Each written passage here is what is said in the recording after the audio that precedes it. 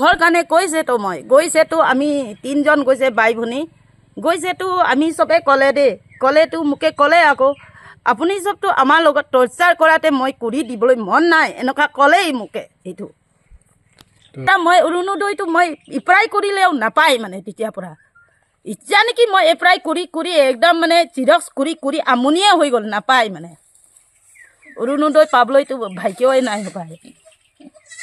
কালি সুদীপ শৰ্মা আহিছে কৈছে মই এইটো নাপাই বোলে মই এনেকুৱা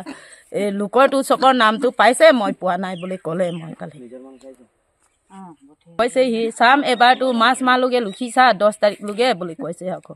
চৰকাৰে লেট্ৰিন ঘৰটো দিছে আমি ইউজ কেনেকৈ কৰিম এইটো চাই এনেকুৱা ঘৰটো অকলে বনাই দিছে টেংকি নাই আমি কেনেকৈ ইউজ কৰিম আপোনালোকে চাওক আমাৰ ইয়াত যিমান গৰীব ঘৰ আছে চবৰে এনেকৈয়ে আহিছে ইয়াতে লেট্ৰিন ঘৰটো এনেকুৱাই হয় এটা ঘৰৰ টেংকি নাই এটা ঘৰো ভালকৈ বনোৱা নাই এনেকৈ ঘৰটো অকলে বনাই থৈ গ'ল